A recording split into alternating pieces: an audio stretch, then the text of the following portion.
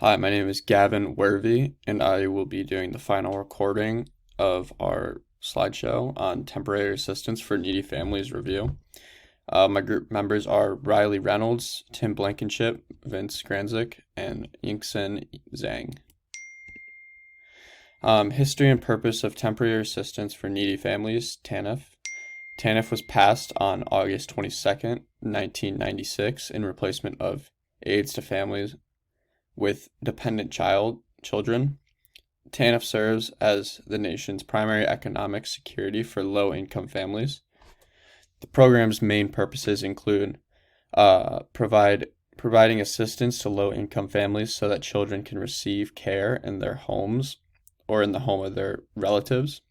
Terminate the dependence low-income parents have on government benefits by offering resources in job preparation, work, and marriage. Prevent and reduce the occurrence of out-of-wedlock births.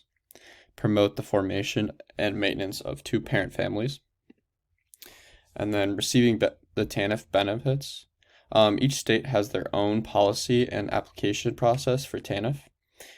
In general, families have to apply and potentially interview for acceptance of TANF benefits through their own state's Department of Job and Family Services.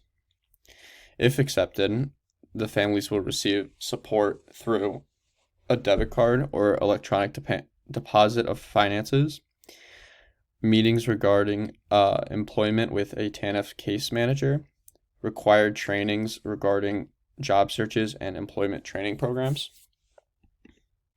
Some of the pros and cons of the TANF. Pros of TANF.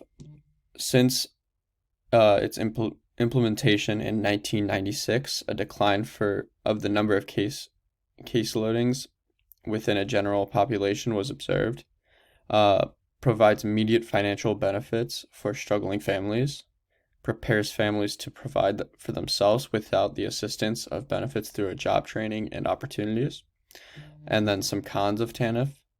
The criteria to receive TANF benefits is much more strict. TANF places more limits on the amount of assistance provided compared to previous programs. This leads to issues in helping families facing extreme poverty who cannot meet TANF criteria. TANF disproportionately harms minority groups due to its main focus on work requirements rather than also focusing on ethical issues such as racism. TANF in 2023. Just some statistics. 24.6 is for basic need and assistance. 7.9% is for work, education and activity as well. 15.3% for childcare. Nearly 33 states only use 1/5 funds to serve for basic needs. Need guardrails and accountability to make sure how government distribute the fund. TANF alignment with NASW Code of Ethics. The NASW Code of Ethics is a set of principles that guide social workers in their practice and ensure they implement ethical standards within their field. This code reinstates that the primary purpose of social work is to achieve social justice and change on behalf of their clients.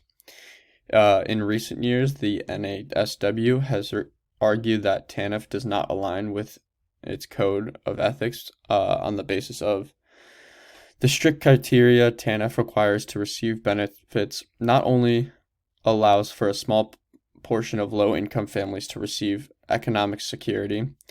In most states, the extent of TANF benefit reaches less than half of the official poverty line.